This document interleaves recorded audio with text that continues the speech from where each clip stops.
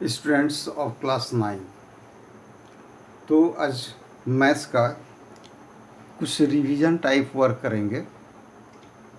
तो इसमें जैसे हम लोग एंगल्स का सबको आइडिया है ही।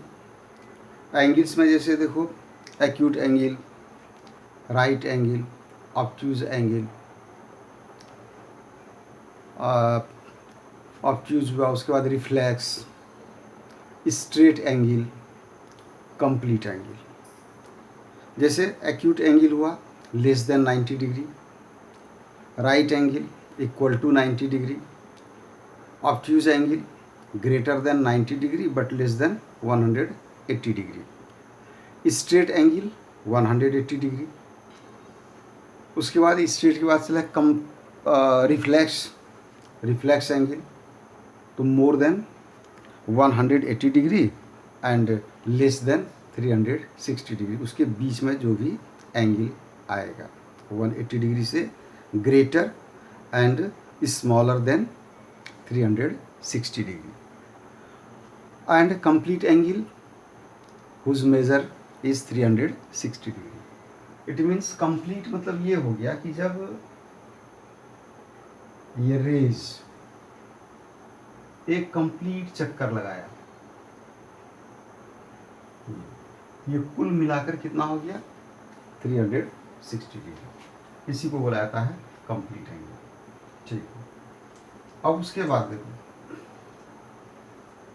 कंप्लीमेंट्री सप्लीमेंट्री जानता होगा कि sum of two angles is equal to 90 degree. तो कंप्लीमेंट्री हो गया कि जैसे मान लो 45 डिग्री का कंप्लीमेंट्री तो 45 डिग्री, 60 डिग्री का कंप्लीमेंट्री 30 डिग्री, इस प्रकार से। यानी कंप्लीमेंट्री निकालने के लिए जो एंगल दिया 90 में उसको सब्ट्रैक्ट कर दो, माइनस कर दो। अब जैसे सप्लीमेंट्री में क्या होता है कि sum of two angles 180 degree. यानी अगर मान लो तुमको कहा जाए कि find the supplementary of 120 degree तो क्या करेंगे 180 डिग्री में 120 डिग्री को माइनस कर देंगे तो जो आ जाएगा कितना आया 60 डिग्री। तो 120 सप्लीमेंट हुआ 60 का, 60 सप्लीमेंट हो गया 120 का। तो ये सब हुआ। उसके बाद चले हम लोग एक तो बहुत ही इम्पोर्टेंट एंगल होता है जिसको बोलते हैं लीनियर पेयर। लीनियर पेयर में क्या हुआ, ये एडजेसेंट एंगल होता है। एडजेसेंट एंगल, एडजेसेंट मतलब एडजेसेंट एंगल जो होता है वो एक ही ये कॉमन वर्टेक्स पर बनता है और एक कॉमन आर्म होता है।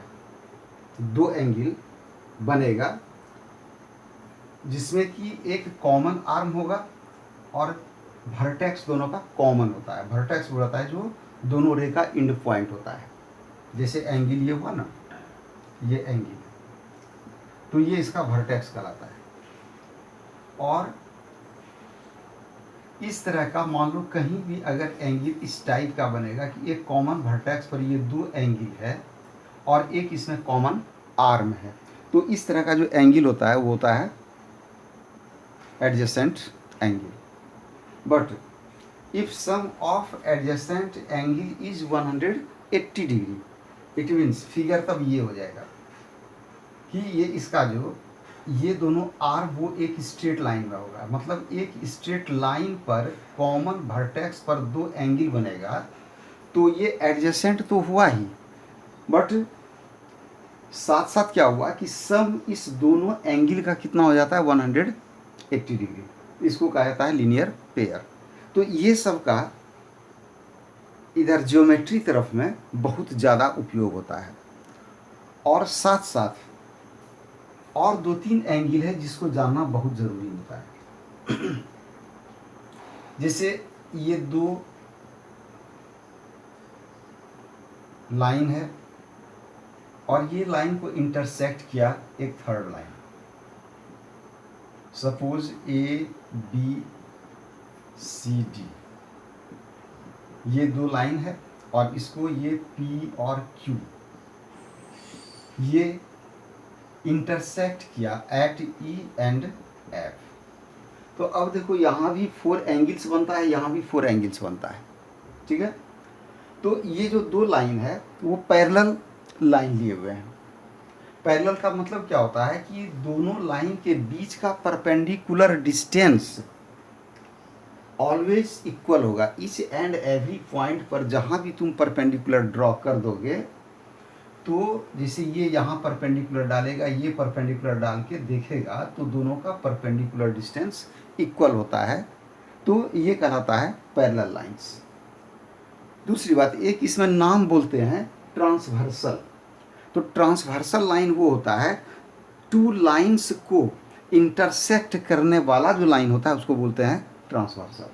तो जैसे ये दो पैरेलल लाइंस को ये ट्रांसवर्सल इंटरसेक्ट किया ई एंड एफ पॉइंट पर, तो अब इसमें खास करके यहाँ पर जो एंगल बनता है उसको जानना जरूरी है।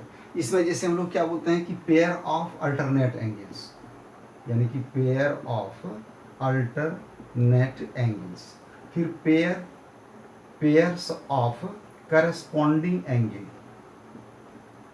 और एक होता है करस्पॉन्डिंग। अब दूसरी बात कि अब एक एंगल का जो पेयर बनेगा वो क्या होता है कि जैसे यहाँ पर देखो कि ये 1 2 और 3 4 ये एक्सटीरियर पार्ट में बन रहा है, और 5 6 7 और ये 8 जो बन रहा है ये इंटीरियर में बन रहा है, ठीक है।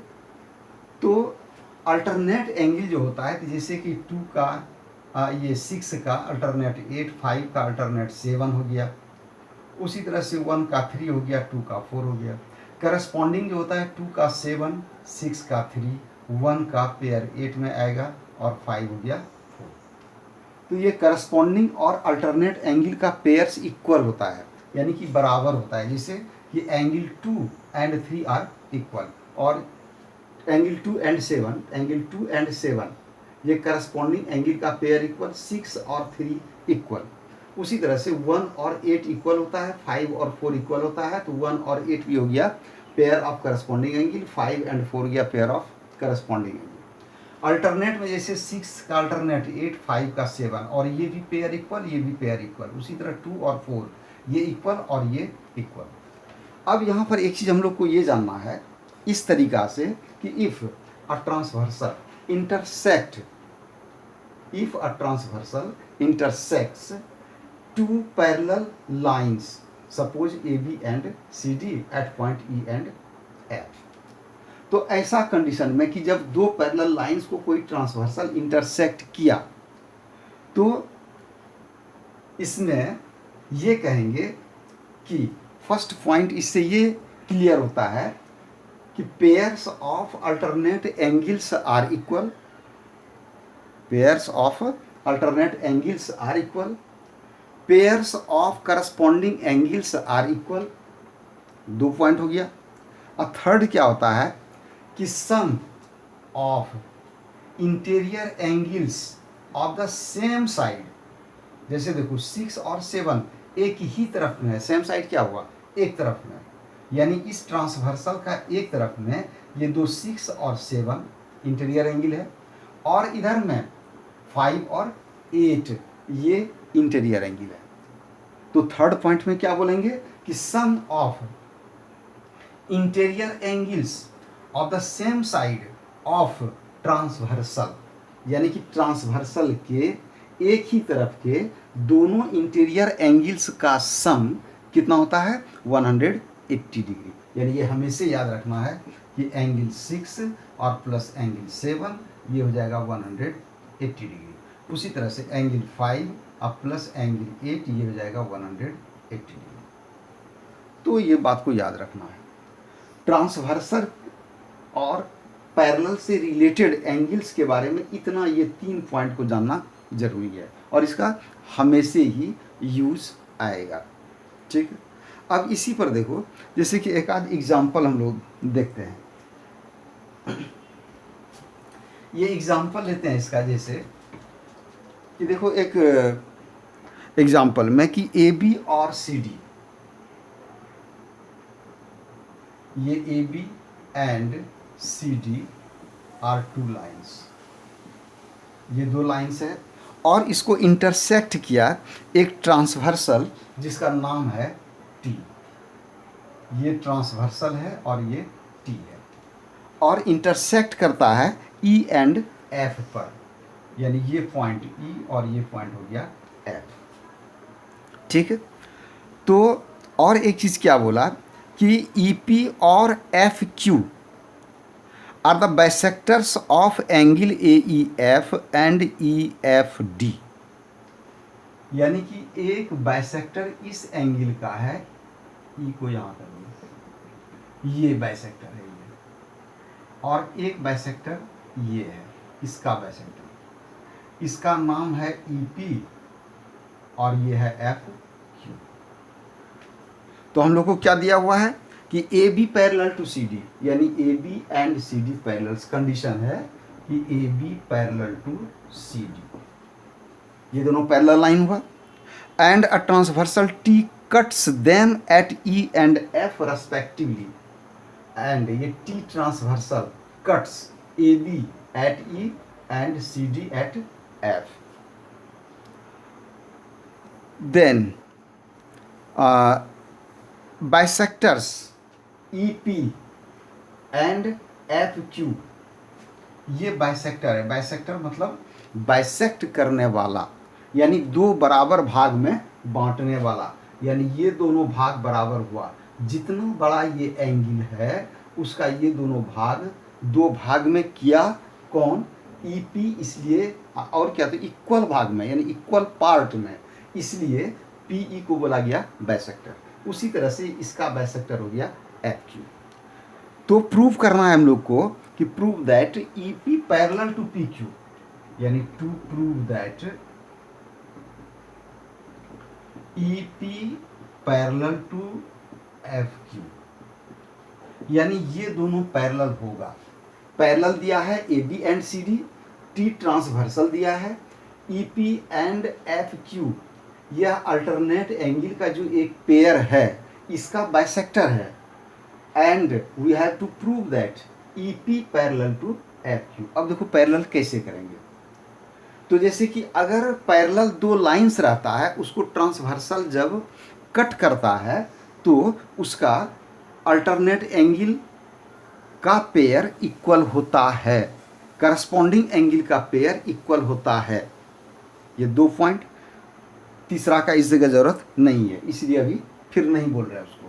तो ये जब दोनों अल्टरनेट एंगल है तो ये इक्वल होना चाहिए, क्योंकि यहाँ पर क्या है कि since A B parallel to C D and T intersect at E and F, therefore angle A E F, angle A E F equals to angle E F D, angle E F D, ये दोनों तब equal होगा क्योंकि ये transversal और ये दोनों line है पैरेलल, इसलिए ये दोनों एंगल इक्वल होगा। लेकिन क्यों इक्वल होगा, तो इसलिए यहाँ कारण लिख देंगे बगल में कि अल्टरनेट एंगल, शॉर्ट में लिख दिए तो समझ जाएंगे। अब अगर ये दोनों इक्वल है तो इसका हाफ भी तो इक्वल हो जाएगा, तो लिख सकते हैं कि 1/2 angle A E F equal to 1/2 angle E F D. अब देखो इसका और इसका वैल्यू बराबर, इसलिए दोनों का हाफ का भी वैल्यू बराबर। अब मान लो दो तरफ में 60-60 लिखा तो बराबर ये है, अब इसका हाफ करेंगे तो 30-30 भी तो बराबर हो जाएगा, इसीलिए इसका हाफ इक्वल हो गया। लेकिन अब एक चीज़ देखो कि जैसे कि ये दोनों, ये पूरा के आधा के बराबर है और ये भी इस पूरा के आधा के बराबर है, तो हाफ के बराबर इसको लिखो पी ई एफ, इसके जगह this implies angle P E F equal to, फिर इसका हाफ ये भी है, लेकिन हमको इसको लिखना है यानी ई एफ क्यू को, ये हो जाएगा एंगल ई एफ क्यू। समझ गए। तो अब देखो कि ये दो लाइन को अब ये काट रहा है ये, और ये दोनों एंगल इक्वल है। अगर मान लो ऐसा रहता कि ये दोनों पैरेलल रहता और इसको ये ट्रांसवर्सल काटता तो हम बोलते ये दोनों इक्वल है, ठीक, बराबर है। क्यों बराबर है, because they are alternate angles. तो अब यहाँ पर ठीक उसका उल्टा बोलो कि अगर ये अल्टरनेट एंगल इक्वल है तो अल्टरनेट एंगल कब इक्वल हो सकता है, तो वो तभी इक्वल हो सकता है जबकि ये दोनों पैरेलल रहेगा। तो यहाँ पर ये देखो दोनों अल्टरनेट एंगल आया और इक्वल भी आ गया, तो इक्वल आया अल्टरनेट एंगल है, तो यहाँ पर एक लाइन जोड़ देंगे इसमें कि सिंस दीज आर या they are alternate angles therefore, तो जब ये अल्टरनेट एंगल है और इक्वल है, इट मीन्स ये तभी इक्वल हो सकता है अल्टरनेट एंगल का पेयर कि जब ये दोनों पैरेलल होगा। तो हम अब यहाँ क्लियर कर सकते हैं कि therefore E P parallel to F Q. आया समझ में? देखो एकदम इजी है, सिर्फ इतना समझना है, parallel, transversal, alternate angles, corresponding angles, तब ये सब आराम से समझ में आएगा। और अगर ये छोटा छोटा पॉइंट समझ जाओगे तो इसके आधार पर बहुत भारी भारी प्रॉब्लम सब सॉल्व होगा। तो ठीक है, अब नेक्स्ट क्लास में और सब सवाल को समझाएंगे।